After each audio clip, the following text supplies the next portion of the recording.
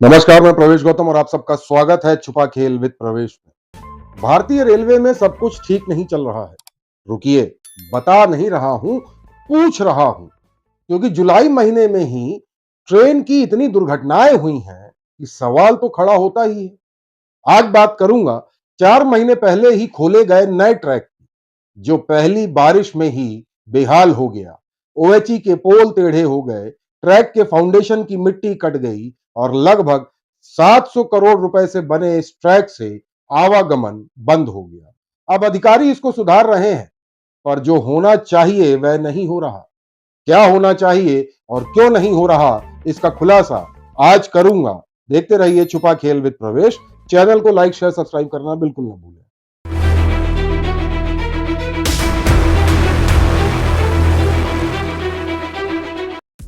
स्वागत है।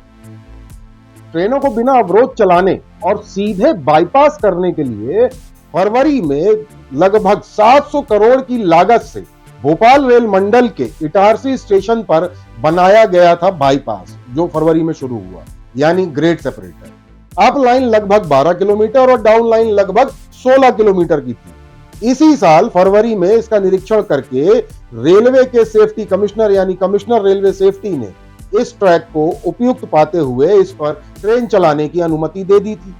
सोचिए, सेफ्टी कमिश्नर की मंजूरी कैसे मिली होगी, जबकि पहली बारिश में ही ट्रैक की पोल खुल गई, यानी लगभग 700 करोड़ रुपए के प्रोजेक्ट की खुलने लगी पोल, टेढ़े होने लगे बिजली के पोल। बात है 17 जुलाई की रात की, जब राजधानी एक्सप्रेस का पेंटो ओएचई लाइन में उलझ गया और ट्रेन खड़ी हो गई। आनन फानन में अधिकारियों ने पहुंचकर देखा तो पता चला कि ट्रैक की नीचे की साइड की मिट्टी कटने से समस्या आ गई है। कई ओएचई मास्ट यानी बिजली के जो लाइन के जो खंभे होते हैं वह टेढ़े हो गए थे। साथ ही ट्रैक के फॉर्मेशन की मिट्टी भी कटी हुई दिख रही थी। बस फिर क्या था, किसी तरह राजधानी एक्सप्रेस को वहां से निकाला गया और उसके बाद इस ट्रैक को कर दिया गया बंद। रेलवे अधिकारियों का कहना है कि बारिश के कारण ट्रैक खराब हुआ है, सुधार कार्य किया जा रहा है और 26 जुलाई तक यहां से ट्रेनों का आवागमन शुरू कर दिया जाएगा। पर अधिकारियों ने वो नहीं किया जो करना चाहिए था। SF5 देनी चाहिए थी उस इंजीनियर को जिसने इस ट्रैक की MB यानी मेजरमेंट बुक को अप्रूव किया था। नियमानुसार इस तरह के ट्रैक को बनाने के लिए कॉम्पैक्शन किया जाता है, यानी जो बेस है उसको बनाने के लिए जो मटेरियल डाला जाता है उसको सही से दबाकर सेटल किया जाता है।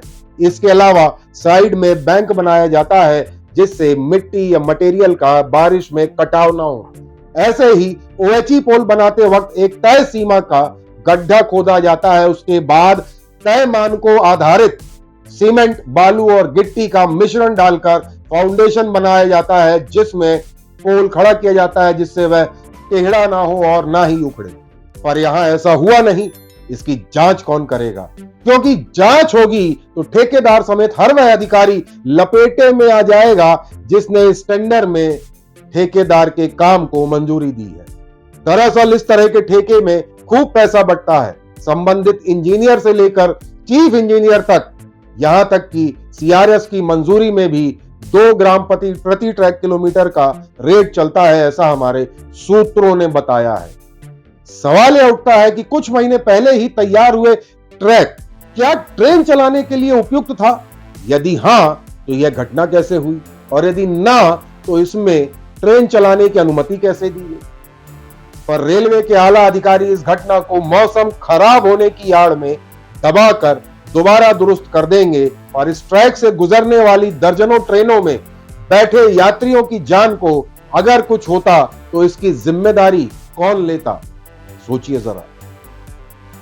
वैसे होगा कुछ नहीं, क्योंकि यहां सब मौसेरे भाई है। आप इस ट्रैक के फॉर्मेशन यानी बेस को चेक करिए, पता चल जाएगा कि कितनी मात्रा में कौन सा मटेरियल डाला गया है।